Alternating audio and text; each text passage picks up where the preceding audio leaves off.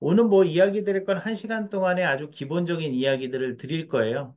물론 이제 들으시는 분들은 좀, 예, 안 들으시는 게 좋고요. 왜냐하면 비슷한 내용들을 이야기를 할 거고, 물론 이제 플러스 되는 내용들은 질문 사항들을 받겠습니다만, 뭐 그런 부분들을 좀 더 살펴보면 좋을 것 같고요. 그래서 이 레이더라는 게 뭐냐, 레이더라는 게 뭐냐. 그 레이더는 이제 기본적으로 전파법성이 정의가 되어 있어요. 예. 뭐 어쩌고 저쩌고 막 나와 있는데, 예. 그러니까 레이디오 디텍션 앤 레인징, 예. 감지를 하고 레인징, 거리를 판별할 수 있다라고 보시면 되는데요.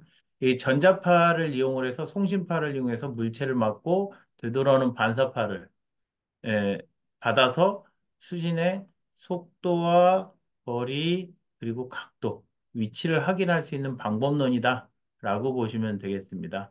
그래서 이제 차량 쪽에도 많이 쓰이죠. 아까 방금 얘기 드렸지만 이 앞뒤의 충돌 방지, 이 거리가 그 길어지고 짧아지고 예, 좁아지고 넓어지고 하는 상황에서 레인지. 그래서 어떤 거리 파라미터를 이용을 해서 충돌을 방지하는 시스템. 그 다음에 그 속도, 예, 속도, 움직임을 가지고 내 차의 방지를 또 할 수 있는 상황이 돼 있을 거고요. 혹은 속도 측정을 또 해볼 수도 있는 거고요. 그 다음에 각도. 제 위치에서 이렇게 예, 어느 각도에 있다라는 걸 알 수 있는 이 세 가지 벡터인데요. 이 거리 하나, 속도 하나, 그 각도 요게 다 이제 어떻게 보면은 이제 그 개발 비용의 요소들로도 이제 포함이 돼요. 이제 공수가 하나 늘어난다고 표현을 해봐야 될까요?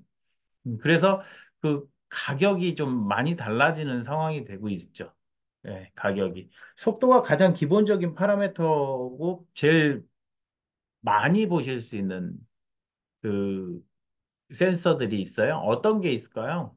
조명 센서, 조명 센서. 예, 조명 센서가 있고요. 그럼 조명 센서는 뭐냐면은 만약에 예를 들면 제가 이 공간 안에 없으면 불이 꺼지고요. 있으면 불이 켜 있는 상황. 요게 이제 그 마이크로웨이브 센서 혹은 뭐 도플러 센서라고 표현을 하게 되는데 뭐 사람 인지 센서인데요. 실제 정확하게 표현하면 사람을 인지하는 건 아니고요. 이 공간 안의 움직임을 감지를 하는 것이다. 이렇게 이해를 하시면 좋겠네요. 여기에 이제 플러스 알파 뭐가 있냐면은 제 호흡을 감지를 할 수가 있거든요. 호흡 패턴을 감지해서 사람이 있나 없나 정확하게는 움직임, 작은 움직임을 감지하는 것이고요. 그 다음에 이제 여기에 속도에다가 거리가 플러스 되면은 이제 또 비용이 올라가기는 해요. 개발 비용이나. 그래서 FMCW 방식으로 해야 돼요. 통신 방식 좀 이따 얘기 드리긴 할 거지만. 그래서 거리를 판별을 할 수가 있고 여기에 안테나를 더 추가를 하게 되면 각도를 알 수가 있거든요. 음. 그래서 세 가지 파라미터다라고 보시면 되겠고요. 그 다음에 그 도플러 레이더는 되게 단순한 구조를 가지고 있어요. RF 트랜시버 자체는 상당히 단순하게 구성이 되어 있죠. 네, 여기 오실레이터, 어떤 특정한 그 파형, 컨티뉴어스 웨이브를 발생시킬 수 있는 오실레이터가 있고, 이 파워를 늘릴 수 있는 파워 앰프가 있고, 뭐 아이솔레이터라고 되어 있는데, 그 파워가 높지 않는 이상 아이솔레이터 쓸 이유는 별로 없고요. 그 다음에 커플러. 커플러에서 이 TX 신호의 일부를 따가지고 RX 신호에서 써요. 예, 비교를 해야 되거든요. 이런 게 이제 코헤런트 방식이라는 표현을 쓸 수가 있거든요. 예, 그러니까 무조건 이 TX 쪽의 신호를 알아야지 신호 처리를 할 수 있는 상황이 있고요. TX 쪽이 신호를 몰라도 처리를 할 수 있는 방식, non-coherent. 예, 이 두 가지 방식이 존재한다 또 보셔도 되고요. 자, 여튼 간에, 자, 여기서 TX 신호가 갔어요. 자동차 맞았어요. 그러면 맞고 되돌아오는데, 이 자동차는 움직임이 있어요. 움직임이 있다 보니까, 움직임에 대한 주파수, 도플러 주파수라는 게 있어요. 예. 그래서 이 캐리어 신호에다가 플러스 혹은 다가오거나 혹은 멀어지거나 할 때 이 차이 주파수가 생기거든요. 도플러 주파수. 그래서 요 전체 신호가 RX 쪽으로 들어가겠죠. 필터링하고 믹서. 믹서인데 믹서라는 소자는 뭐냐면은 신호를 더하거나 빼주는 소자예요. 신호를 더하거나 어떤 신호인가니까 여기서는 TX 신호겠죠. TX 신호를 그다음에 여기 RX 신호 들어오는 거를 빼줄 수 있는 거죠. 그러면 F0 마이너스 예, F0 플러스 마이너스 도플러 이렇게 되잖아요. 그러면 이렇게 날아가겠죠. 그럼 결국은 도플러 주파수만 남거든요. 예, 도플러 주파수가 남으니까 이 도플러 주파수는 수식에 의해서 계산을 해서 속도를 구할 수가 있습니다. 속도를 구할 수가 있다. 이렇게 이해를 하시면 돼요. 근데 속도만으로서 판별하기 어려운 경우, 예를 들면 움직임이 없어요. 그럼 판별할 수 없잖아요. 물체를. 그럼 어떤 파라미터를 변수로 가져가야 될까? 거리라는 이제 파라미터를 가지고 갈 수 있다라는 얘기를 또 드릴 수 있는 거죠. 그래서 거리를 판별하기 위해서는 또 방식이 틀리게 되는데요.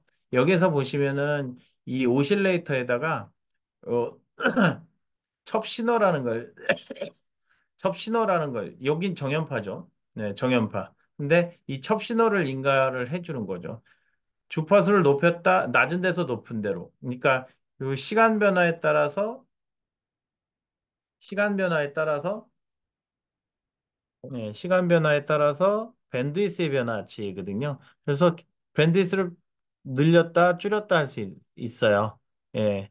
그래서 첩이라는 건 뭐 꾀꼬리 신호라는 표현을 써요. 저기 그 영어 단어 사전에 보면요. 꾀꼬리. 그래서 이렇게 표현을 하고요. 그다음에 그래서 요 신호를 밴드위스를 이렇게 변화를 주게 됩니다. 변화를 줘야지만 이 기준점들이 보여지게 되거든요. 그 상황에서. 예, 그 얘기를 하나 드릴 수가 있고요. 그럼 여기서 첩 신호가 인가된 이제 TX 신호가 날아가겠죠. 날아가서 맞아가지고 RX 신호로 들어온단 말이죠. 그러면은 믹서를 거쳐서 또 필터를 거치고 ADC를 거쳐서 이제 그 신호 처리를 하게 되어 있습니다. 그래서 여기서는 거리, 속도를 알 수 있어요. 움직임이 없는 물체에 대해서도 판별이 가능은 하죠. 그렇게 보시면 되고요. 그 다음에 여기에 이제 이렇게 안테나가 하나가 더 있으면은 일정 거리를 띄워줘야 되고 여기에서 이제 안테나가 이렇게 따로 있으면은 각도를 알 수 있어요. 이렇게 보시면 되겠습니다. 그다음에 뭐 펄스드 방식이 있는데요. 펄스드 레이더의 뭐 대표적인 상황은 뭐냐면은요. 음, 그 대표적인 상황은 펄스 신호인 거죠, 결국은. 펄스 신호고 펄스 신호에다가 파워앰프 써가지고 쏴가지고 되돌아오는 거 받는 건데 어, 이게 이제 원래 군용에서 많이 쓰이는데 산업용에도 두 가지 타입이 있어요. 첫 번째는 펄스 코헤런트 방식이라고 해갖고 PCR 방식이 있고요. 두 번째는 IRUWB라고 해갖고 임펄스 레이디오예요. 예, UWB는 뭐 많이 들어보셨나요? 그래서 이렇게 펄스 코헤런트 방식하고 IRUWB 방식이 있다. 이렇게 이해를 하시면 되겠습니다.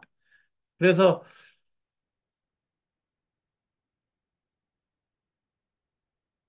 요거는 근데 조금 어려움은 있는데 정밀도는 상당히 높아요. 밀리미터 단위니까 그 다른 레이더보다는 많은 저기 다른 레이더보다는 정밀도가 상당히 높다.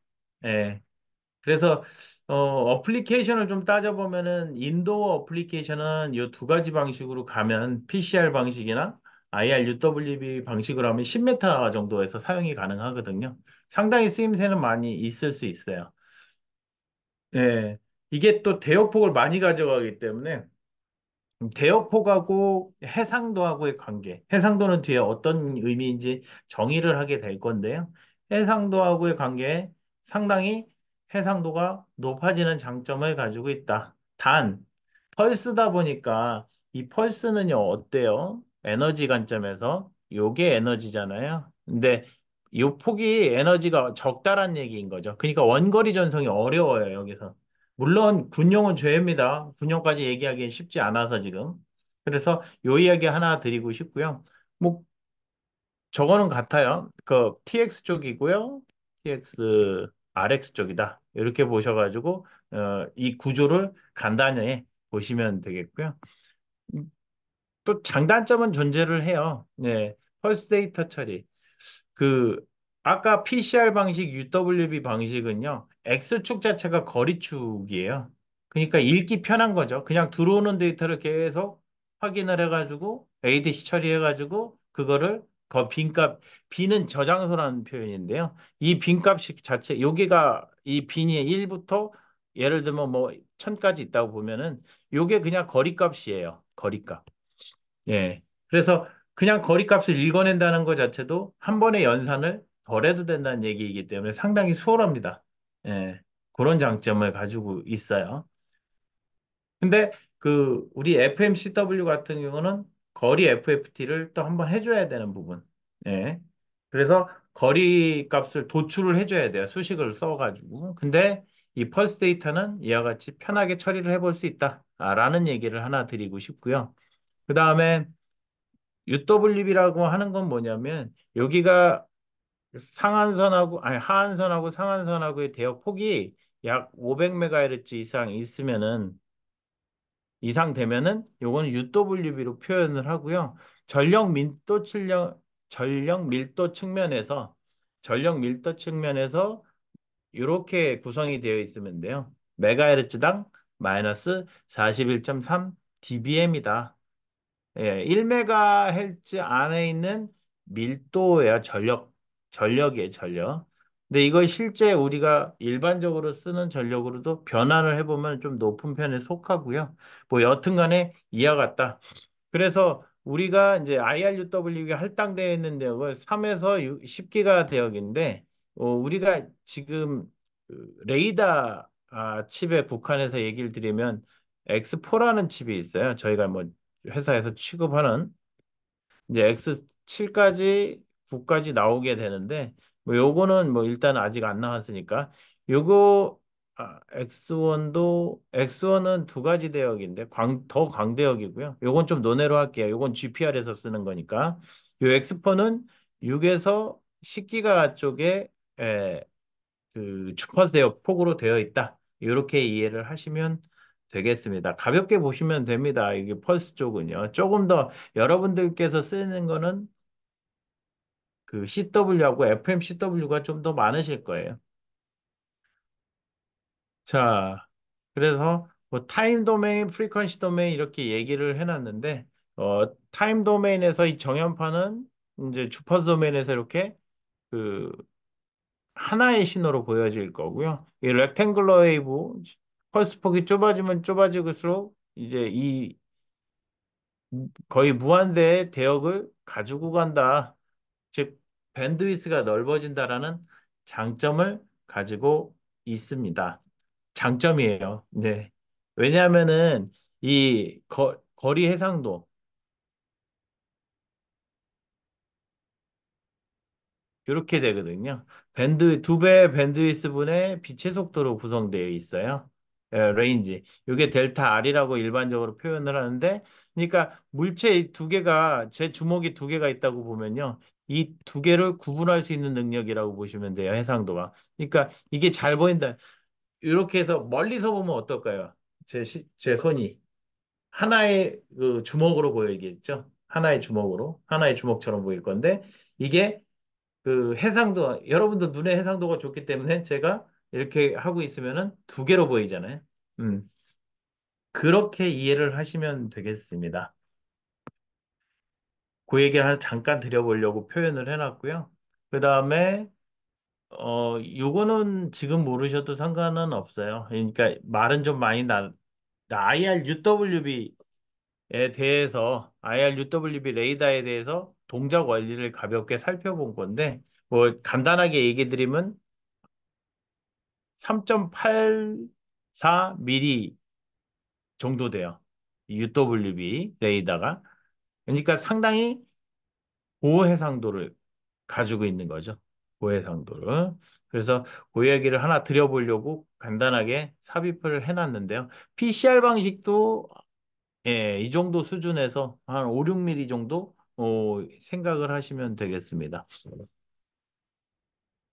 자, 그다음에 FMCW 방식에서 속도하고 거리 계산 방법은요. 이렇게 첩 신호를 준단 말이죠. 시간 변화에 따라서 밴드위스인데요. 요 첩이 그러니까 밴드위스가 주파수가 증가하는 거죠. 24기가 23점 어쩌고저쩌고 올라가는 거죠. 업첩 주고 주파수를 낮은 데서 높은 데로 늘렸다가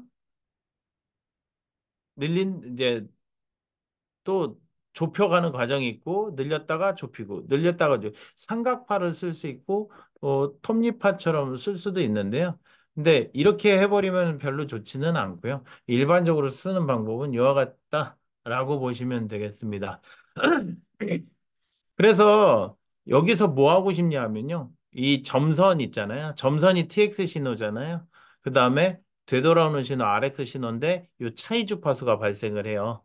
차이 주파수. 그 차이 주파수가 발생을 하게 되면은 여기서 비트라는 주파수가 생기게 되는데 비트. 예. 그래서 업비트라고 하고 다운비트라고 표현을 해요. 그래서 업앤다운이 계속 지속적으로 나타나겠죠. 그래서 요 공식에 의해서 업첩은 레인지 주파수하고 도플러 주파수의 합차 이렇게 표현이 되어 있잖아요. 그래서 레인지 주파수하고 도플러 주파수만 알면은 요 수식에 집어넣으면 거리값이 나오고 볼테이지란다. 벨러시티, 속도값이 나오게 됩니다. 예, 이렇게 해서 뭐 구해낼 수 있다라는 거죠.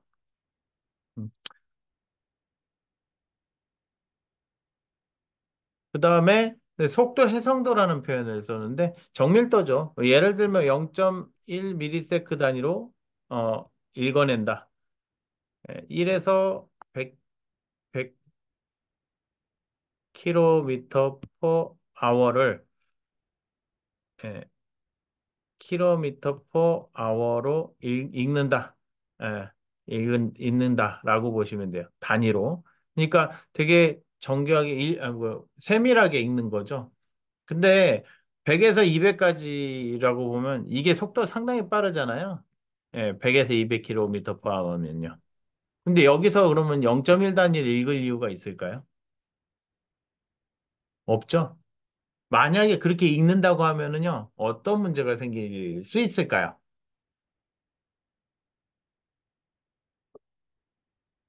어떤 문제가 생길 수 있을까요? 없어요? 문제점이 없을까요? 예, 연산량이 많아져 버려요. 그걸 계산하기 연산량들이 상당히 복잡해지고, 많아진다. 그럼 프로세서에 문제가 생기기 때문에 여기 아니, 오차는 거의 정밀해요, 레이더가. 정밀한데 문제점은 이제 연산량의 문제로 인해서 0.1 단위로 읽어내게 되면은 연산량이 많아진다라는 이 첩신호를 상당히 많이 줘야 되거든요. 촘촘하게. 예. 그렇게 되면은 상당히 부담감이 많아지겠죠. 그 얘기도 하나 드리고 싶고요. 여기서 보셔야 되는 게 레이더 사용을 할 때 이거 인베디드로 쓸 건지 아니면은 FPGA를 쓸 건지 연산량이 더 높은 것들을 쓸 건지 이런 것들 결정을 또 해봐야 되는데 가급적이면 인베디드에서 쓸 수 있는 정도의 응용 분야를 만들어내시는 게 제일 좋습니다. 왜냐하면 FPGA에서 몇백 대, 몇만 대? 팔기가 쉽지가 않잖아요. 판매 차원에서는. 네. 가격이 비싸니까. 비싼 만큼, 예, 판매가 적어진다라는 사실, 뭐 아시겠죠? 그 다음에 이제 거리 해상도가 있는데요. 거리 해상도는 말씀드렸듯이 이와 같이 그 밴드위스 분의 빛의 속도로 우리가 표현을 할 수 있고요. 4기가 밴드위스면 3.75cm. 근데 4GHz에서 보면은요, 76기가, 뭐, 예를 들면, 뭐, 60기가, 60에서 64기가면 4기가 밴드위스잖아요. 주로 높은 주파수 대역에서 구현이 가능하다라는 거, 하나, 이야기를 드려야 되고요. 근데 3.75cm면은 근 4, 5cm잖아요. 예. 그러니까 이게 정밀도가 또 저런 것들 계산하는 그 알고리즘 방법론들이 또 있어요. 예. 그래서 고민해 봐야 될 부분인 거고요. 그럼 또 연산량이 늘어나거나 연산량을 적게 하면서 최적의 알고리즘을 제공을 하는 게 제일 중요하겠죠. 그래서 이게 정형화된 룰이 없어서 어려운 거고요. 여튼 간에. 예, 그 얘기 하나 드리고 싶고요. 아까 근데 IRUWB에서 얼마라고 그랬죠? 제가 거리 해상도가? 3.84mm. 예. 그러니까 차이가 많이 나죠. 차이가. 그래서 정밀도가 높은 응용 분야에서는 그 PCR 방식이나 펄스드 방식이나 이 임펄스드 방식 두 가지 종류 중에 하나를 쓰시는 게 좋은 방법론이 될 수 있겠습니다. 자, 그 얘기 하나 드리고요. 그래서 이제 IF 신호들이 이렇게 나오는 거를 확인해 볼 수 있고 여러 개의 신호가 들어오겠죠. 수신단에서. 음.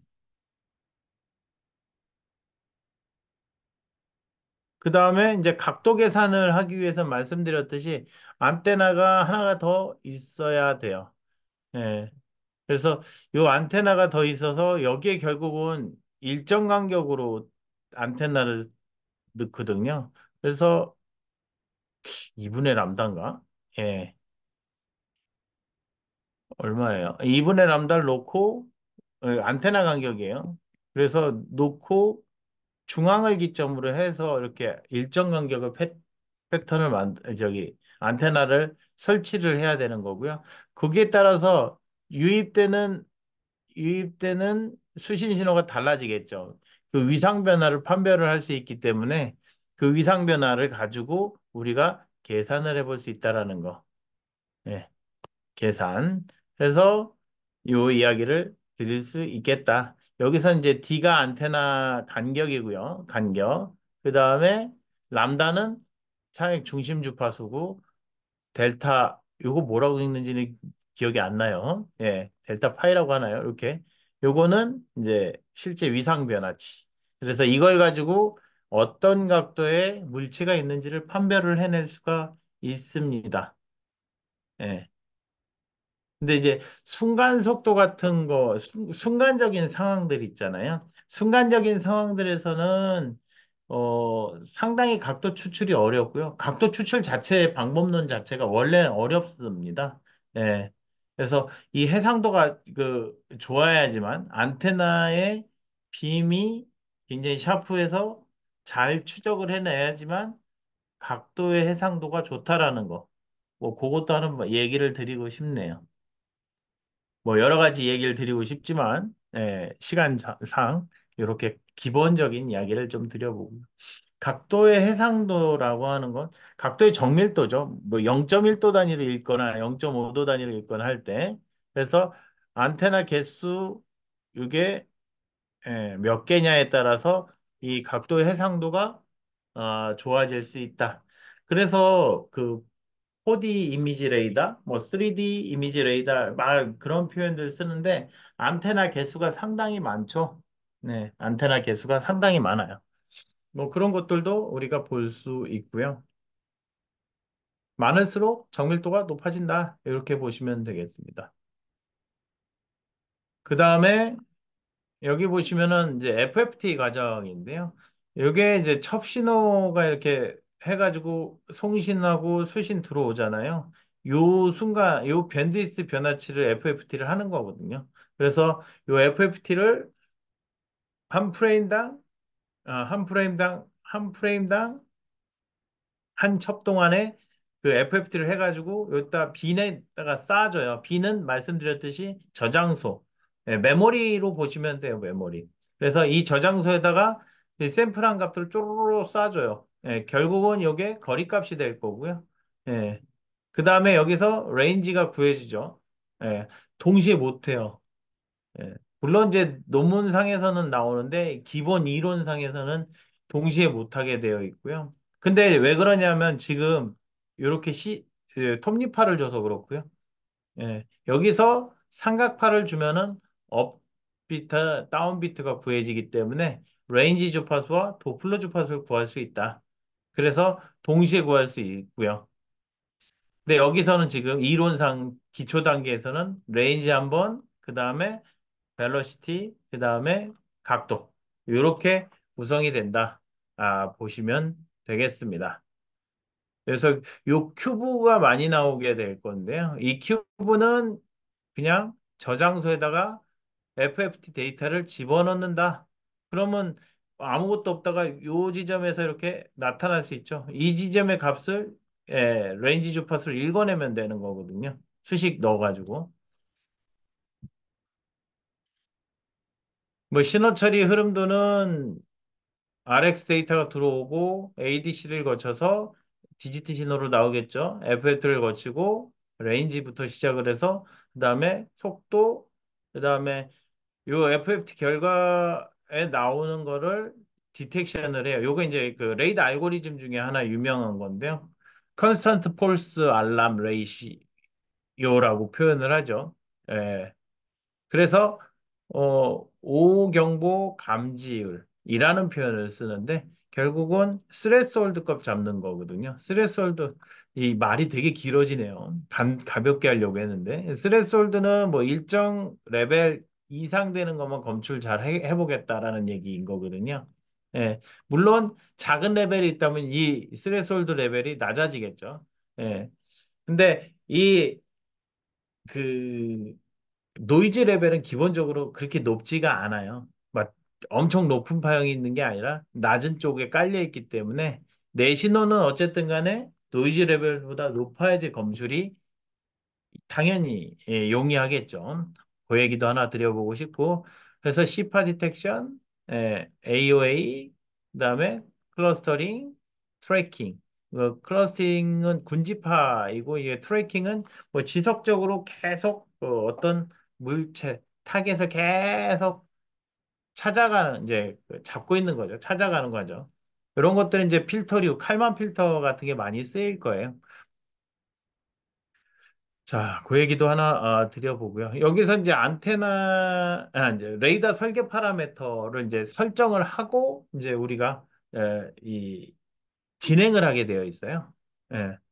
그래서 거리를 추출할지, 뭐 속도를 추출할지, 각도를 추출할지 이렇게 표현을 하게 되는데 거리할 때 최소 거리, 최대 거리, 거리의 상도는 얼마? 예. 그러면 거기에 따라서 FFT를 뭘 쓸 건지. 예. 패스트 퓨리의 트랜스폼이죠. FFT를 뭘 쓸 건지에 대한 데이터들이 쭉 나올 거고요. 예. 그 다음에 속도. 속도는 최소 속도, 최대 속도, 속도의 상도. 각도도 마찬가지이고요. 뭐, 그런데 각도 같은 경우는 180도인 거잖아요. 180도 상에서 몇 도 단위로 볼 건지가 이제 중요한 거고, 일정 단위로 자를 수도 있고요. 거리도 마찬가지고요. 속도도 마찬가지로 잘라서 쓸 수가 있는 거죠. 내가 원하는 형태로. 그 다음에 RCS는 이제 레이더 크로스 섹션이에요. 그러니까 반사 면적이거든요. 요만한 거, 요만한 거, 요만한 거. 이 반사 면적 갖다가 되돌아오는 면적 자체가 작잖아요. 그러니까 이런 것들 타겟. 우리가 뭐 레이더를 설계했는데 모기까지 잡아야 된다. 이건 아닌 거잖아요. 그래서 어떤 특정 그 타겟까지를 규정화를 시켜줘야죠. 그래서 RCX 값이라고 표현을 하고요. 그 레이더 반사 면적입니다. 그다음에 샘플링 개수, 뭐 데이터의 개수들을 조금 더 설계하는 데 사용을 해야 되는 거고요. 이런 것들을 또 파라미터화해서 사용을 해야 됩니다. 근데 그 모듈을 설계할 때는 이런 부분들이 있어야 되네요. 모듈은 그냥 모듈이니까. 이게 신호 처리할 때는 다 있어야 되는 부분이고요. 좀 복잡도가 높죠. 이런 것들까지 다 세팅을 하려면은 조금 높기는 한데요. 해봐야죠. 계산을 해봐야지 되는 거고요.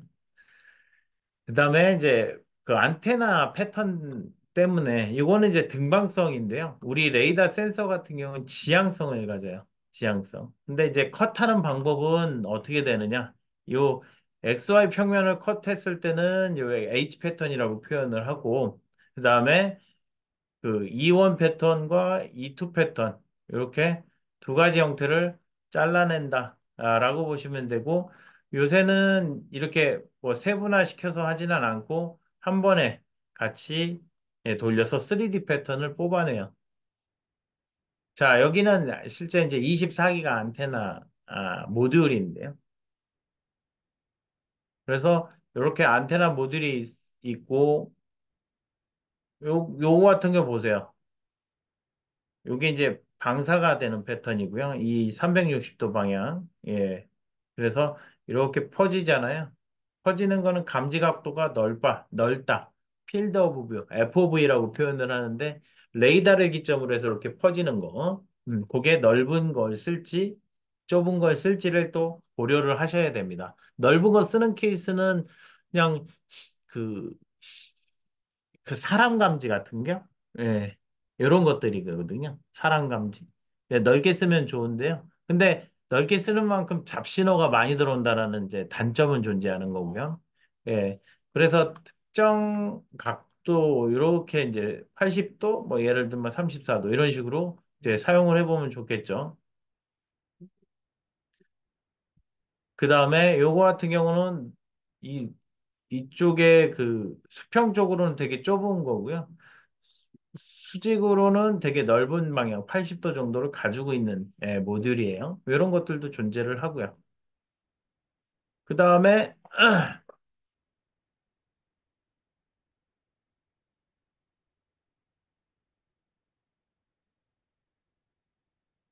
네, 그래서 이렇게 이제 읽어낼 수 있다라는 걸 보여드린 거고요. 뭐 이런 식으로 방사가 형성이 되어 있어요. 되게 샤프하게 되어 있죠. 요 개수나 이런 것들은 늘려서 쓸 수 있는데 전파법이라는 게 있어요. 그래서 EIRP를 기준으로 해서 해당되는 출력을 확인을 또 해봐야 되고 그 플러스 해가지고 우리가 계산해서 원하는 이득 특성을 만들어내야 되고요. 밀리미터파로 가면 갈수록 이 땜질이 안 돼요. 그냥 한번 딱 찍으면은 그 결과를 보고 만약에 문제가 있으면은 다시 제작을 해야 되는 상황. 그래서 되게 어려움이 많죠. 이런 부분들이 어려움이 좀 있다라고 보시면 되겠고요. 자, 레이더 송신파형 분류 같은 경우는 이렇게 CW, 펄스 방식 이 두 가지가 있다.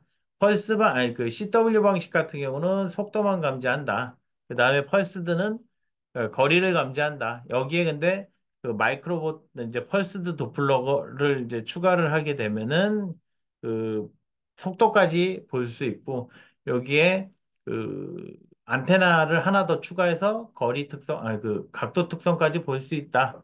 그 다음에 FMCW는 이렇게 그 거리하고 각도를 볼 수 있다. 예, 이렇게 이해를 하시면 돼요. 두 가지 방식이 존재한다라는 사실 하나 기억을 해주시면 좋겠습니다. 근데 FMCW를 쓰는 이거는 거리 때문에 그렇거든요. 거리 값을 알아야 되는 상황들이 좀 있어요. 장거리에 뭐 몇십 메타에서부터 100m, 1, 200m까지. 예. 근데 FMCW를 쓰는 단점이 뭘까요? 단점. 혹시 아세요?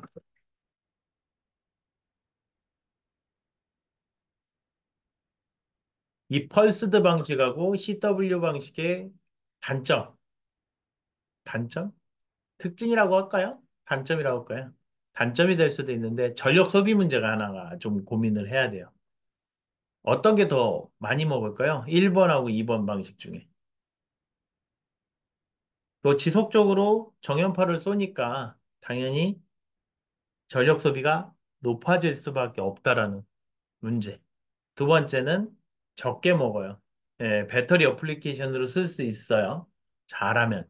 예, 근데 그건 이제 좀, 뭐, 여러 가지 요소를 고려를 해야 되기는 합니다만.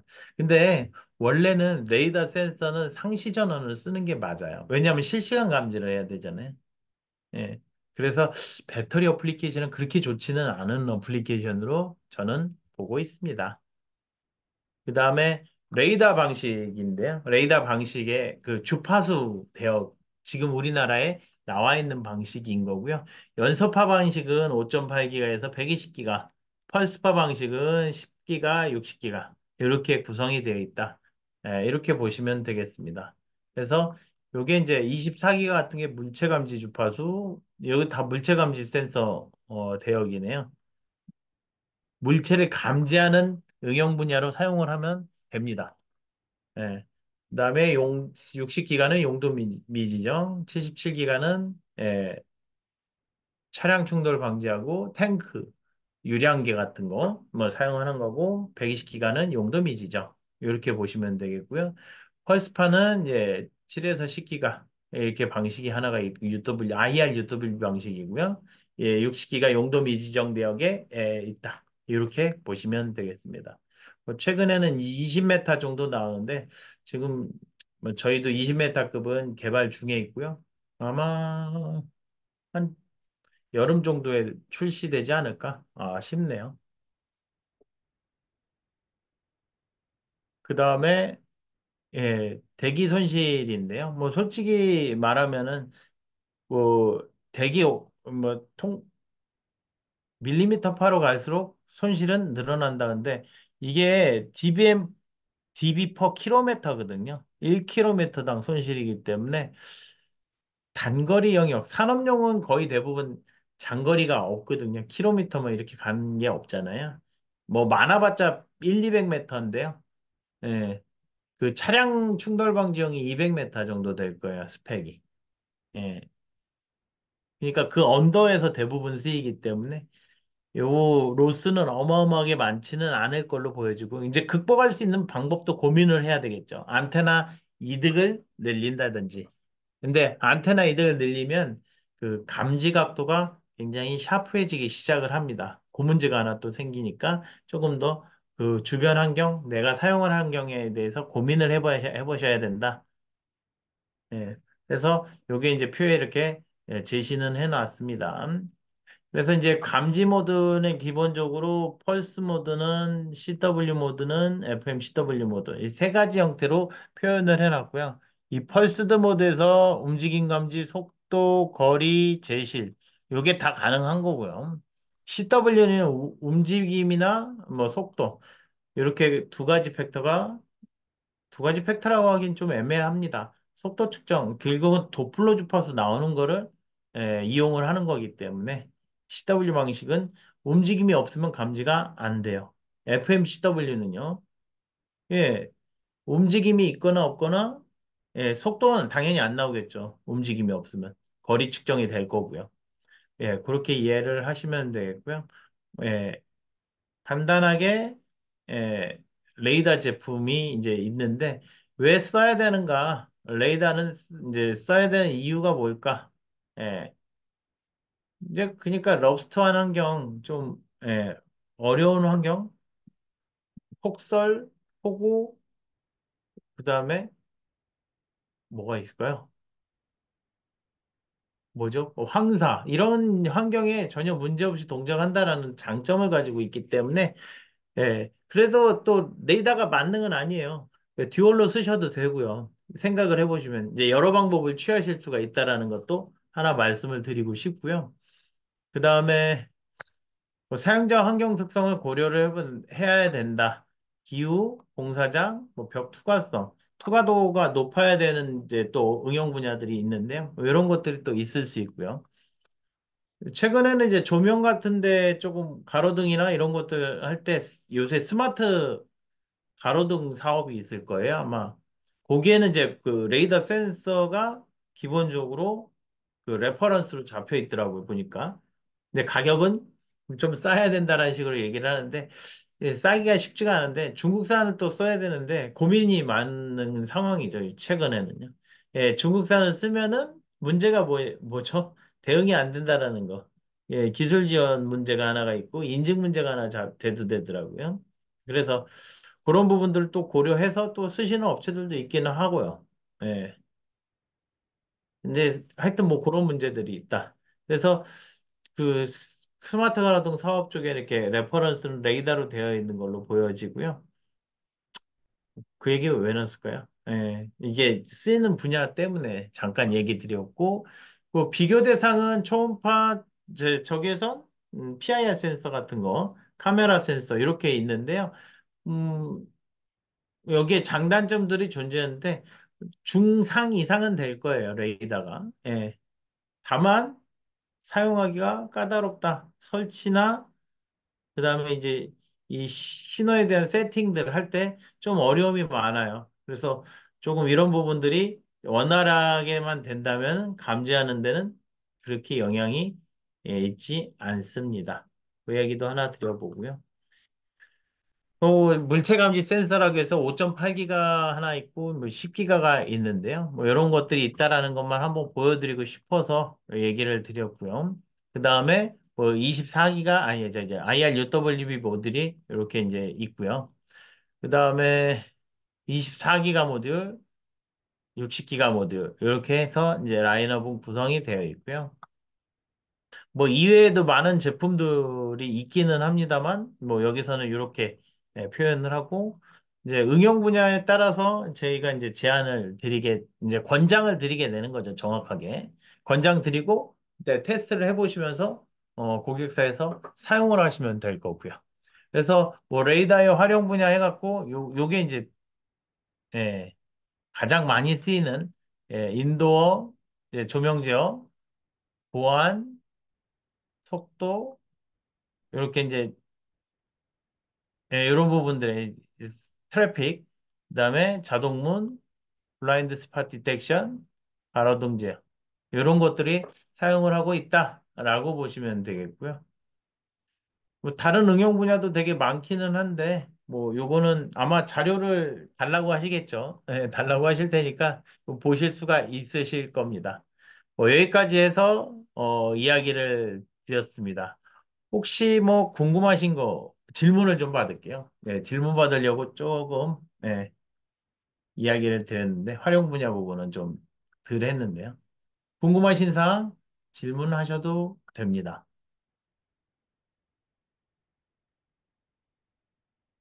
궁금하신 게 없으신가요? 이해가 좀 되시나요? 레이더 영상은 복잡할 거예요. 상당히. 예. 그 이미징 레이더를 했는데, 그러니까 예, 안테나가 상당히 많아요. 예, 안테나가 상당히 많아요. 그래서 그 촘촘하게 그 넣고 잠시 그래서 그거를 로 데이터로 받아가지고 그걸 연관을 지어서 아마 인터폴레이션이나 뭐 여러 가지 기법들을 쓸 거예요. 그렇게 해서 3D로 표현을 하는 방식이에요. 그러니까 3D라는 게 뭐냐면은 각도, 속도, 아니, 거리 속도, 그다음 각도인데 각도 부분이거든요. 각도 부분에서 수평만 읽을지 수직을 읽을지. 예. 수평만 읽는 게 일반적이었는데 이렇게 되면은 입체적인 표현을 못 하거든요. 4D 그래서 이제 표현을 하게 되는 거거든요. 그래서 수평하고 수직각도를 읽어냄으로써 이 물체 형상을 이해를 할 수 있는 거죠. 네. 그래서 매핑 기법들을 통해서 클라우드 포인트라는 표현을 쓰기도 하죠.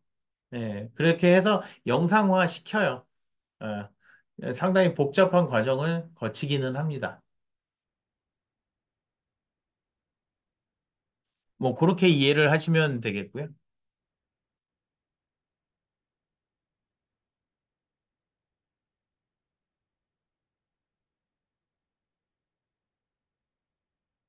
그 펄스 레이더는 한 주파수라고 표현하기 되게 애매해요. 왜냐하면 이 펄스 자체가 이렇게 되어 있잖아요. 근데 얘를 퓨리에 변환하면 여러 주파수에 이렇게 걸쳐 있거든요. 그래서 그냥 타임 도메인에서의 펄스예요. 타임 도메인에서의 펄스, 빵 하는 펄스. 예. 그렇게 이해를 하시면 되고 여러 개의 주파수. 대역폭이 넓을 수밖에 없겠죠. 그러니까.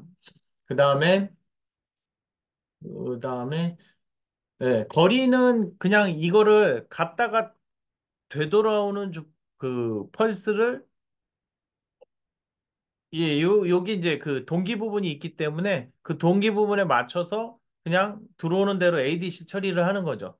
그러면 거리값이 도출이 되거든요. 예. 그 ADC 된 데이터 자체가 그냥 바로 그 거리값이에요. 그래서 기본적으로 플롯을 만들 때, 플롯이 나올 때 그 X축 자체는 거리값이다. 라고 해서 표현이 되어 있어요. 기본적으로. 그렇죠. 예, 그런 셈이죠. 예. FMCW는 이제 파형 수입을 해가지고 레인지 주파수를 구한 다음에 그거를 FFT 해야 되잖아요. 그렇죠? 그래서 그걸 가지고 계산을 하는 건데 그에 반해서 ADC 처리한 데이터 자체가 FFT를 거치지 않고도 그냥 빈값에 저장이 될 수 있잖아요. 그 데이터 비트들. 그래서 그게 결국은 예, 거리 데이터가 됩니다. 예, 기본적으로.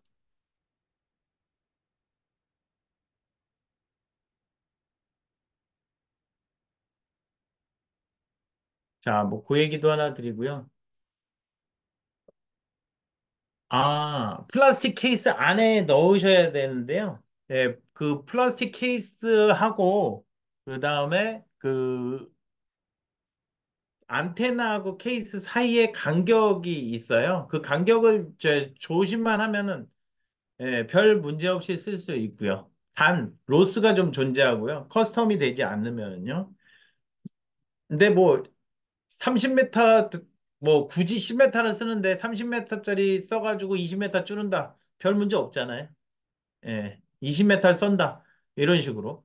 그러니까 케이스에 의한 로스가 엄청 크지가 않기 때문에 그냥 케이스에 일반적으로 기성품 넣어서 로스 감안하고 쓰시는 게 일반적이에요. 원래는 레이더 모듈을 그 아까 말씀하신 안테나 부분을 이렇게 가리기 위한 레이더 돔이라는 설계 방법론이 존재는 합니다. 예. 그래서 기구 케이스를 설계를 하시에는 그 저희가 레코멘드를 다 해드려요. 계산을 해서. 그 다음에 레이더를 이용을 해서 사람이 실내에 있는지 여부가 체크된다. 예. 주파수 제어를 그거는 어떤 걸 쓰는지는 상관이 없어요.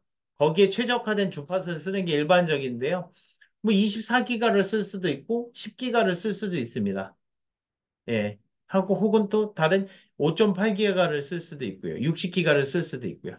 예. 주파수 대역은 마음대로 쓸 수 있는데요. 여기서 이제 중요한 포인트가 실제 민감도죠. 감지되는 정도를 파악해서 쓰셔야 된다는 거.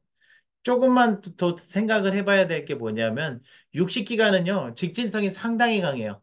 그러니까 이렇게 해서 면을 맞아서 되는 거랑 이렇게 해서 면을 맞아서 되돌아가는 거랑 전혀 다른 양상이 나타나기 때문에 예, 그 대역들을 골라서 쓰시는 게 관건이에요. 그래서 이제 추천은 어떻게 드리냐면 처음에 하실 때 개발 셋업 잘 하셔야 되는데요.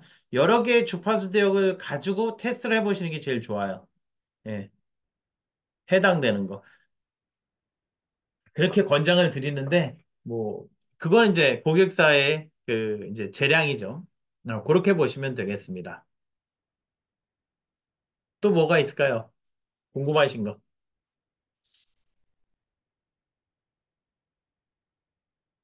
많이 질문하셔도 됩니다.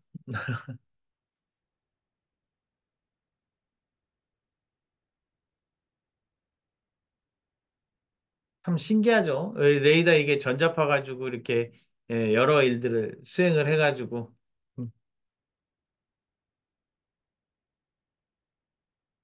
뭐 수위 측정은 뭐 TV라는 표현이 좀 애매한데요. 그냥 저희 레이더 그 수위 센서 쓰시는 게 제일 좋을 거예요.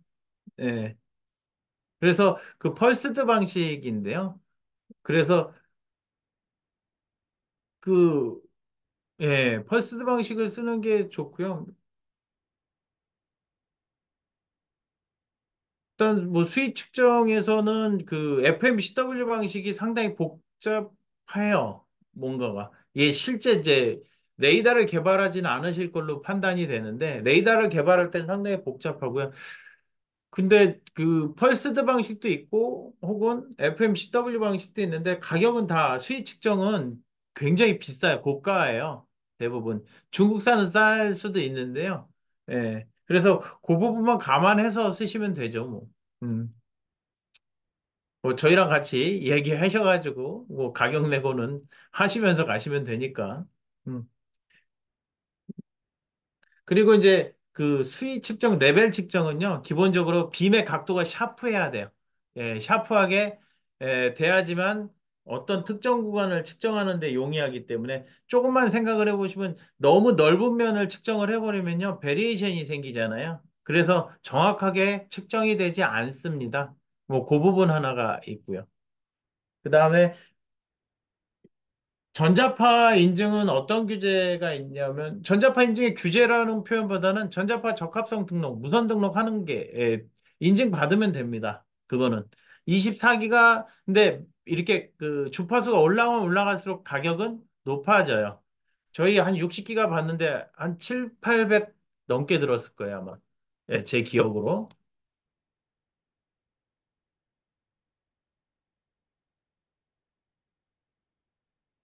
그 UWB에 대해서 두 가지 질문을 주셨는데, 여기 이 기술하고는 원래는 안 맞는데요. 이 첫 번째는 얼마나 사용이 가능한가는 이게 딱 얘기할 수가 없어요. 왜 그러냐면은 그 태그를 언제 얼마만큼의 주기로 읽느냐가 되게 중요하거든요.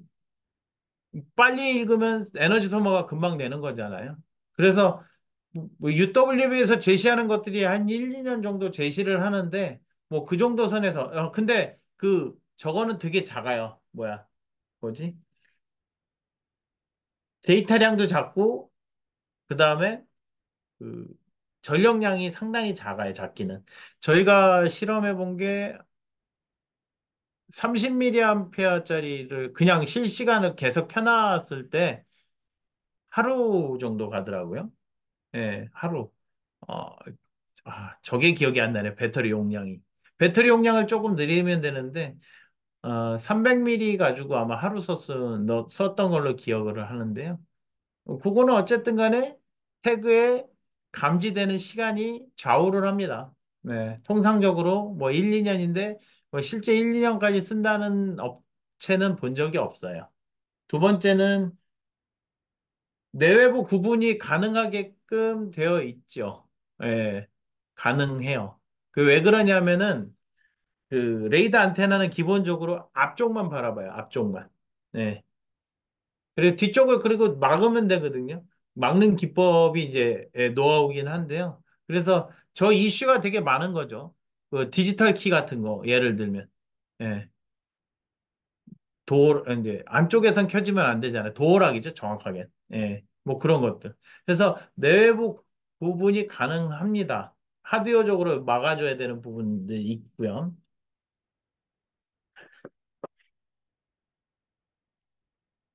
또 뭐 궁금하신 거 있으신가요?